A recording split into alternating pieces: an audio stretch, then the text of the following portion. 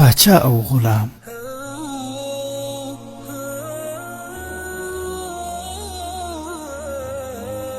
پخوانی زمانه کې یو پاچا یو غلام خرید کولو.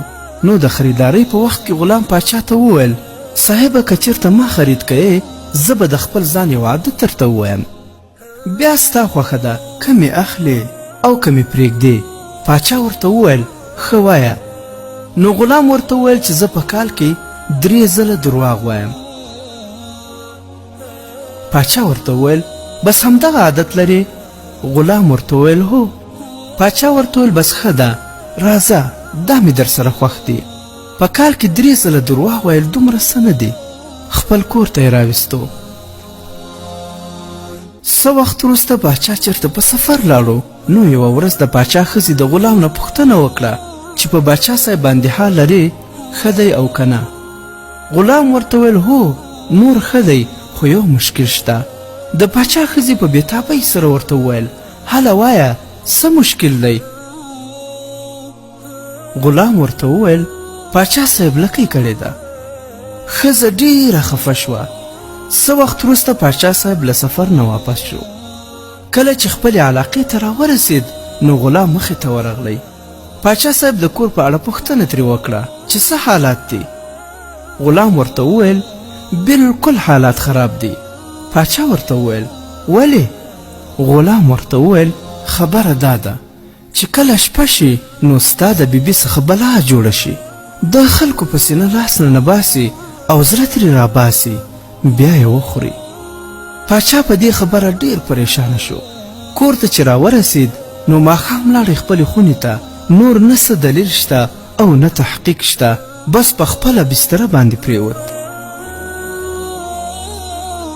د څنګ سره یې یوه غټه چاړه کېښودله. بستره کې بیداره دی بیده کېږي نه. لږ وخت وروسته یې ښځې ځان سره سوچ وکړ چې راشه پاچا صاحب وګوره چې رښتیا یې لکۍ کړې ده. ښځې چې ورته لاس نږدې کړو پاچا پر راوغورځېدی. ښځې ورته وویل ودرېږه زه دې لکۍ ګورم، ما ته غلام ویلی دی چې تا لکۍ کړې ده. پاچا خو بې عقل و، کوم تحقیق یې نه و کړی، بس ښځه یې په چاړه ووهله او مړه یې کړه. سهار وزیران خبر شول، راغله پاچا ته یې وویل چې صاحبه دا ښځه دې ولې مړه کړه؟ دا خو ډېره نیکه او مسلمانه ښځه وه.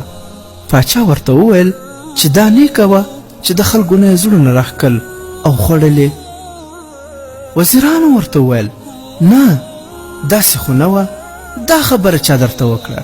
پاچا ورته وویل خو غلام راته وویل چې کله شپه شي ستا د ښځې نه بلا جوړیږي او د خلکو د سینو نه زړونه راباسي.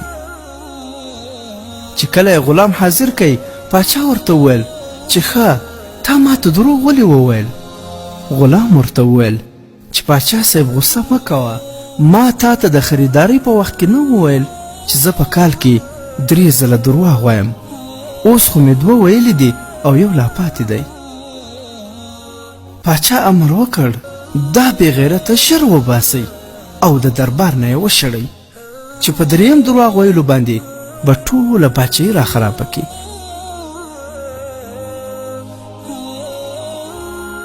عبرت ګرانو ملګرو، د هر عمل د اجرا کولو تر مخه تحقیق او پلټنه ډېر ضروري ده، نه په پټو سترګو فیصله کول چې بیا به وخت تیر وي او په لاس به هیڅ نه درځي.